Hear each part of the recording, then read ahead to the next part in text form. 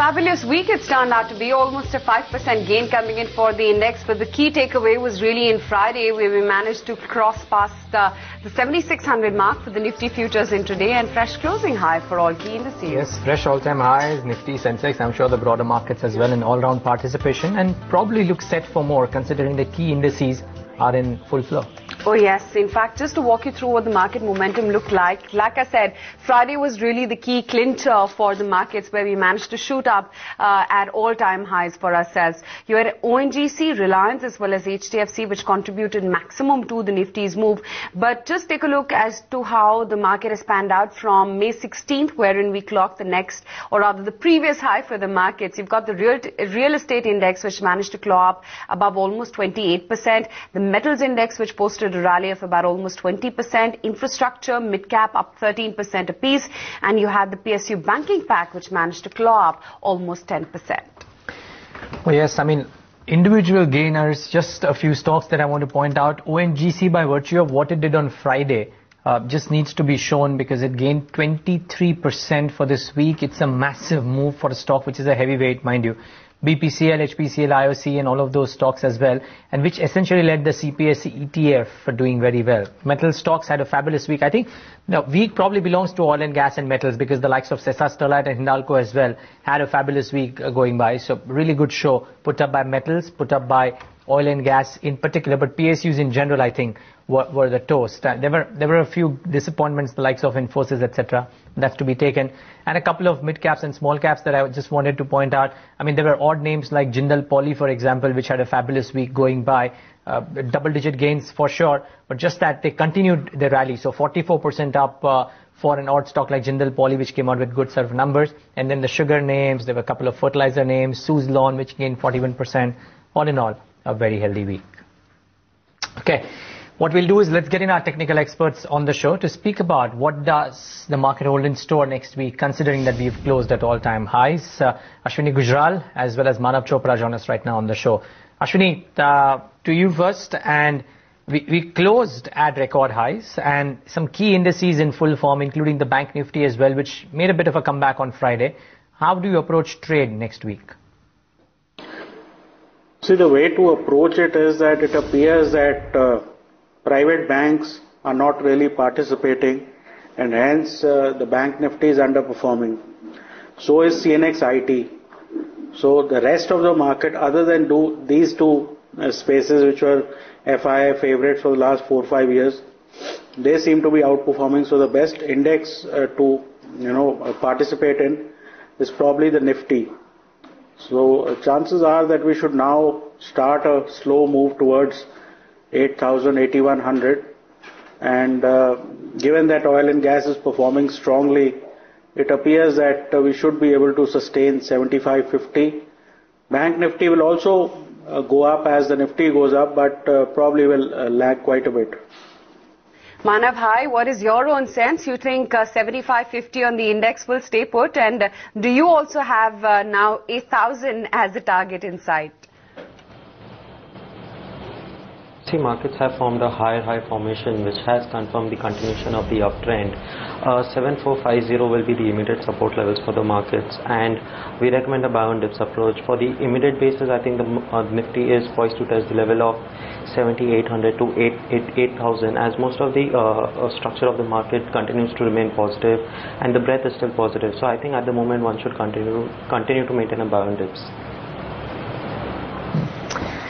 Okay, now, the two pockets, as we said, which deserve mention specifically. One of them is metals, the other one is oil and gas. And oil and gas in particular, splendid moves that came in for the oil and gas stocks, fund buying, hopes of reforms across the sectors. Mind you, that all the talk of maybe the gas price rise or otherwise, kerosene, LPG, lot of talks really that's happened for the oil and gas space. Brokerages have hard target for PSU oil companies as well. Re-rating expected of PSU stocks. Multi-year underperformance has been broken out. So there's lots that's happened. And of course the reports about the oil ministry, which may decide the gas pricing by July 1st, which helped ONGC and Reliance Industries in particular, as also GAIL and Oil India do very well. So these stocks were the ones which are right up there in terms of outperformance this week. And Ashwini, difficult to choose really. The PSUs have naturally done much better in the oil and gas space compared to the private names. But going into next week, assuming that you are bullish on the PSUs, where is it that you find more favor in the oil and gas space?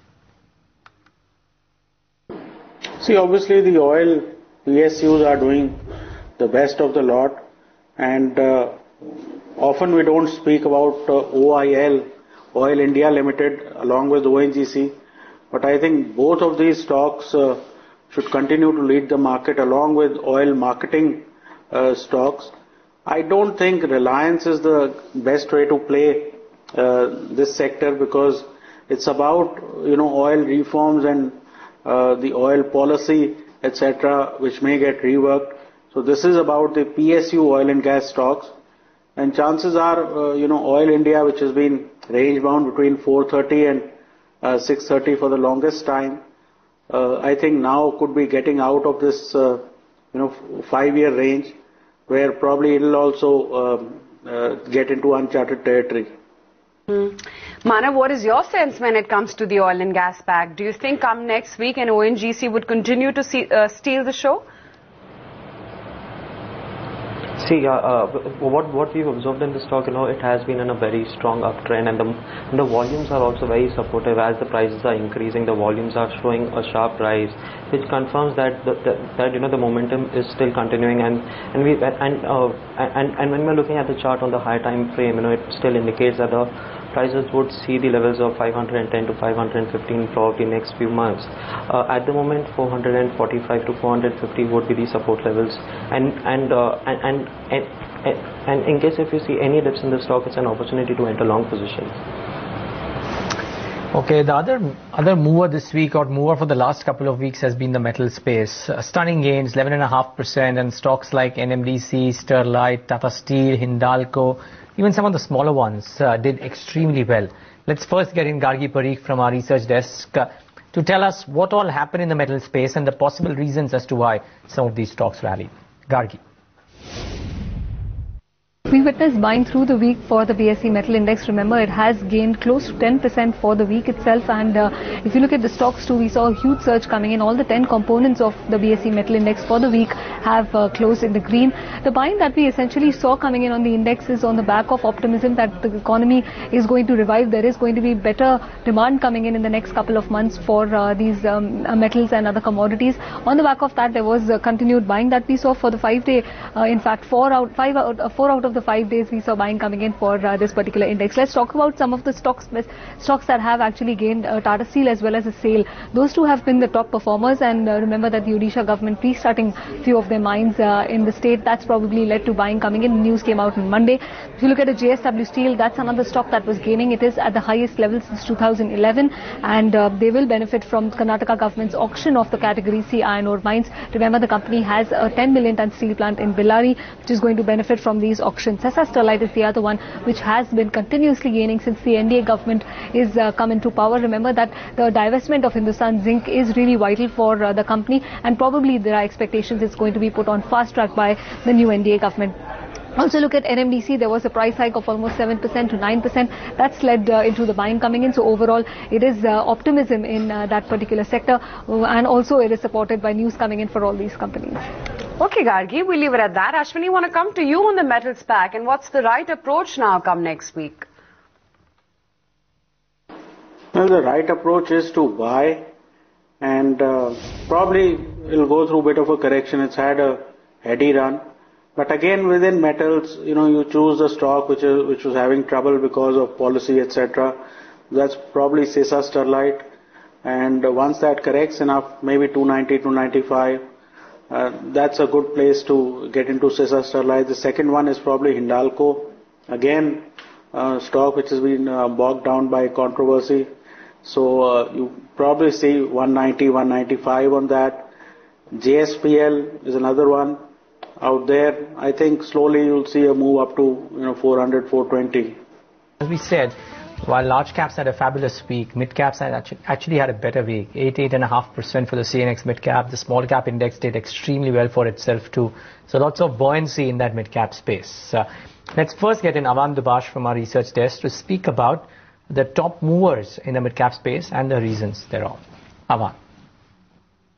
Well, it was a solid week for a lot of the fertilizer stocks like RCF, GNFC, FACT as well as Chambal on account of the fact that the Chemicals and Fertilizers Minister said that policies will now be framed in order to make the country self-reliant in fertilizer supply. Apart from that, they also plan to revive all the closed urea plants, and reports suggest that there may even be a hike in urea prices and that an NBS model is likely to be implemented for urea. Apart from that, Cox & Kings gained something like 15% this week. They sold the camping division of Holiday Break to a French-based company, Homer Vacancies, for 892 crore rupees, and the deal will be completed majorly in cash. Analysts say that this will help to lower the debt on the balance sheet. It will help to deleverage the balance sheet, and in fact, given that it was not part of the synergy, it's a step in the right direction. Balaji Telly, in fact, had a stellar rally in Friday's session alone, and the counter for the week has gained something like 36%. It's largely a sentiment or boost on the fact that the Maharashtra government is going to exempt VAT in sale and lease of copyrighted films from the 1st of April 2005 to April 30th, 2011. And finally, Suzlon Energy, it was an impressive set of numbers with the losses narrowing. They're going to raise 1,000 crores via non-core assets in FY15, and they bagged 750 crore order from Renew Energy, a repeat order, and that really kept the counter pretty active along with quite a few block deals this entire week. Okay, Avan, many thanks for that recap on the mid-cap universe. And Manav, I want to get your views in on the fertilizer pack. Any trades that interest you? See, from this pack, Chambal Fertilizers look very good. The stock has given a very sharp bounce from its support of 46, 47 levels, and it has managed to exceed the levels of 54, 55, which was its previous high. So indirectly, the stock has formed a higher high formation, and going forward, the stock has a potential to touch the levels of 58, 59 in probably next few trading sessions. The support for this stock would be at 53.50 on the downside. Ashwini, offbeat slightly, but the media names were very active this week. Eros in Friday's session up 16%, Balaji up 18%. Dish had an active week, though it was slightly volatile and didn't really gain too much. In the media pack, do you like anything? See, I don't think media is a large enough sector to be able to lead this market. Also, I can't see any stock that is making an all-time high or one-year high. These stocks, they move up from time to time, but you don't see these sort of moves where the sector leader is gaining 20% in a week. So I don't think media is a space you want to be in when you have certain spaces which are doing so well. Which is a fair point, and we'll discuss some of those stocks to buy as well. But another space that was very active, and since we're discussing newsmakers, I think sugar was right up there in terms of percentage gains, in terms of news flow more importantly. And let's get in Megha Chadha from our research desk, who tracks this space very closely, speak about all the possible reforms that are being spoken about and the impact thereof on the sugar stocks. Megha. Well, this has been an absolutely fabulous week for sugar companies. We've seen names like Bajaj Hindustan, Renuka Sugars jump over 20%. A smaller name like Triveni Engineering, in fact, has risen over 45% this week, and largely on the back of a lot of expectations from the new government that has come in. Let's take you through what people are building in. Remember that Food Minister, we understand, has met with a lot of stakeholders. A lot of proposals are being considered.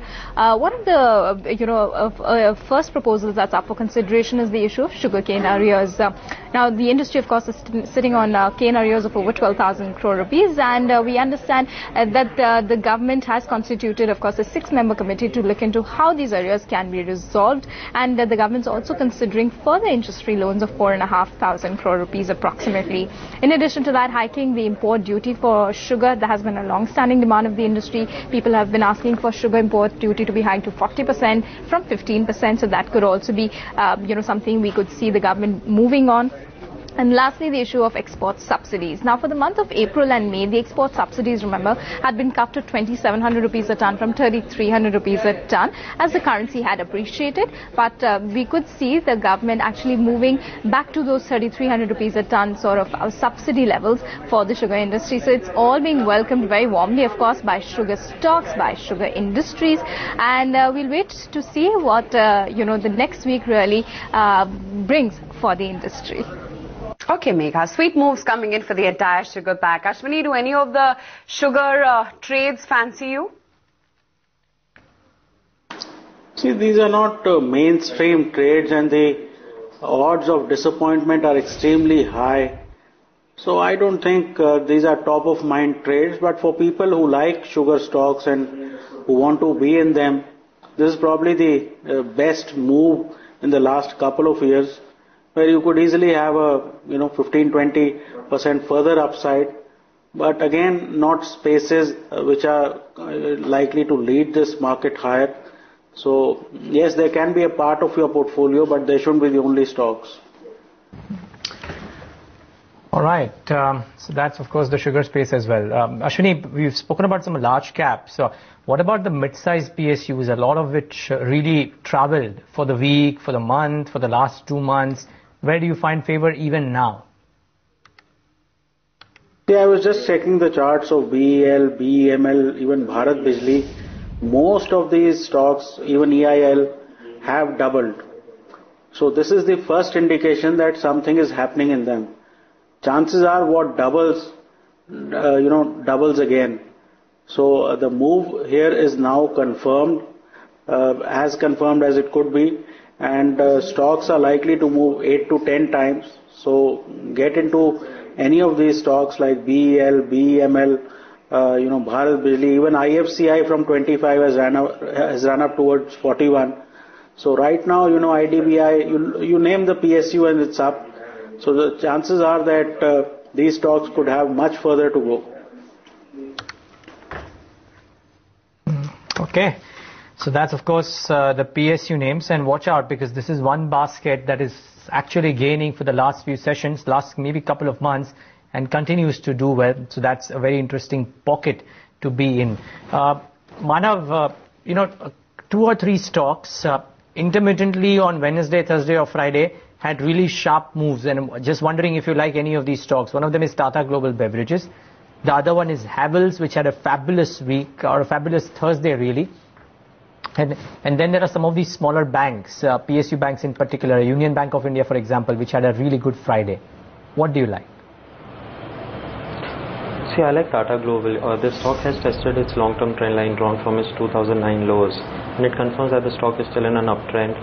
The levels to watch out in this stock is at 165 on the upside, which it did manage to close to today on weekly basis, which confirms a good signal, and the volumes are also supportive. So at this level, I think Tata Global has confirmed a medium-term trend reversal and has breaked out of its sideways mode. And on the upside, I think this stock is all poised to test the levels of 225 to 230 in next few months. So I think among all this, Tata Global would be the best pick.